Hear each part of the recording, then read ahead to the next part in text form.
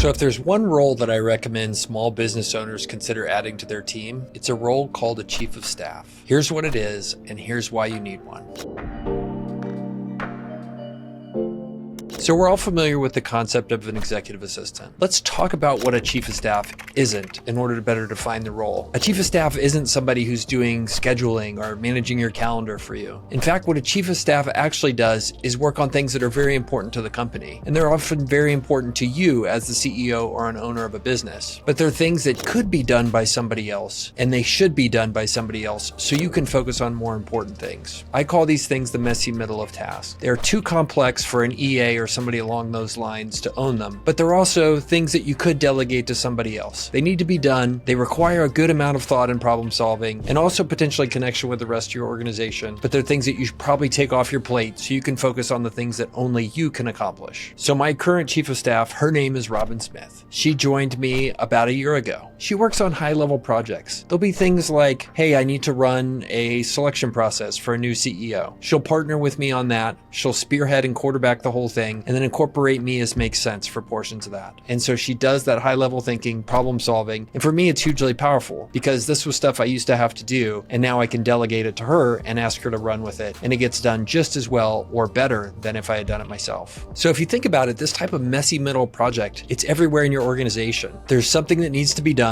and there's nobody whose job it is to do it. And so you can drop one person in, like this chief of staff really is like the firefighter's call, a smoke jumper, to jump in there, solve the problem, get it done, and move on to the next thing. Or if you're familiar with Game of Thrones, they're the hand of the king, right? They make things happen, and it's essential, and it'll accelerated everything for me over the past year. So I've just talked a little bit about the way I do chief of staff, but it turns out there's actually many different flavors of chief of staff across all organizations. But the one thing they do all have in common is they report directly to you, the CEO. In my case, I let the chief of staff have full access. They come to my meetings. They know everybody in the organization. She has access to bank accounts and the ability to see what my credit card bills look like. All of that is on the table, and she can only be effective in my world by having access to all that stuff.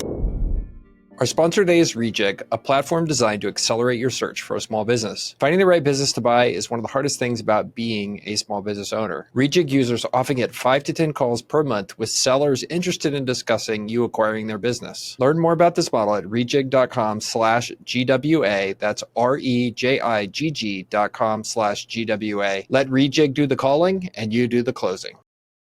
The key thing here is for a chief of staff to truly be effective in your projects, there has to be a level of trust and openness there. The chief of staff has to really truly have access to what's going on. So here are the characteristics I look for when I go to hire a chief of staff. Number one, I want somebody smart. I just enjoy working with smart people. Number two, they're going to make a lot of decisions. And these are projects that I find in this messy middle area that I need to delegate to somebody who's going to make good decisions on them. I look for somebody who's gritty. So grit is people that have a strong level of perseverance and a high level of personal expectation of excellence. So I want that. I want somebody who's not going to quit. They need to have a strong attention to detail. I want them to be somebody who's really going to make sure that the I's get dotted and the T's get crossed. They need to enjoy multitasking. So done right, a chief of staff has got a lot of balls in the air. They're dealing with all this different stuff. So all that is super important as well. And they need to understand and be comfortable multitasking. They like the action. So I look for people who have a history of doing that. And then two more things. They need to be likable. So I choose chief of staffs that I'm going to enjoy spending a lot of time talking to. And then the last thing I really want to find in someone is, for me, the chief of staff role is a temporary role. You're in, you do a tour of duty, and you move on to your next thing. So I'm looking for somebody who's ambitious. And to me, ambition is not necessarily a good thing when you're in the individual role, but it is a good thing when you try to select for people. Ambitious people are going to come in, do a great job, and then want to be prepared to go out and kill it in their next thing. I do the chief of staff role targeted at an early career young person. I like to find somebody who is on their second or maybe third job in their mid-20s. There are other people that when they put together their chief of staff roles, say if you're in a more sophisticated organization or a bigger corporation, you may look for somebody who is post-MBA or more senior or in their 30s or late 30s. Those are all different options there in terms of the type of chief of staff that you can put together and the profiles that you can look for. So the reason these young people really like this chief of staff job is a lot of times their other opportunity is to go be doing a low-level jobby job, right? You're a manager of something, or you're you're an individual contributor, you know, you're not really exposed to bigger things. And if that's your goal as an ambitious person in your career, you'll be able to spend time at the highest level doing this chief of staff role, get exposed to all different type of things, and leave with two different things, I think, which is A, a bunch of new skills and knowledge that you didn't have before, but B, leave with proof points that you can show to the people that you've suddenly met with and worked with. They all know that you're suddenly like a real baller, right? And they're suddenly the very powerful people that you've worked with, both as the CEO and the reports and everybody inside and outside the organization. And that creates a network for you to where you can potentially, you know, leapfrog the normal levels of getting into new opportunities. So those two things are hugely appealing, especially for young people. And so for me, I ask folks to come in and do this chief of staff role for me for a year or 2 years or longer if they decide it makes sense for them. But then after that, I know that this is just a temporary thing. Hopefully before they leave, they're going to help me find their replacement. And then we move on to help them find their next thing. And it's a win-win for everybody. Okay, so let's talk about how to find a chief of staff. So I have a super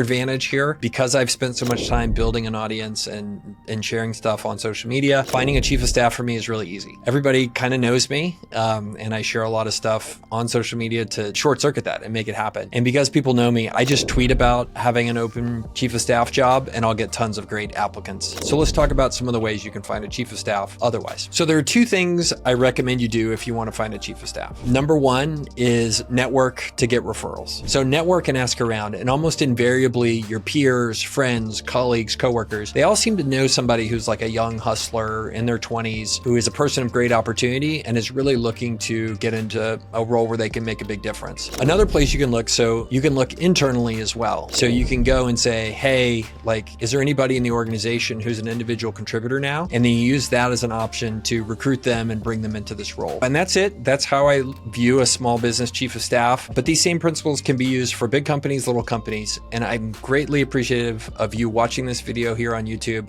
We're having a ton of fun making these. If you would, click the like button, or as they say, like bang the notification button, the little bell. And if you enjoyed this video, be sure to subscribe and also reply in the comments below if you think there's anything I got wrong or things that you liked in this video. I would love to hear them. We're trying to grow the channel here and get moving. So thanks a bunch.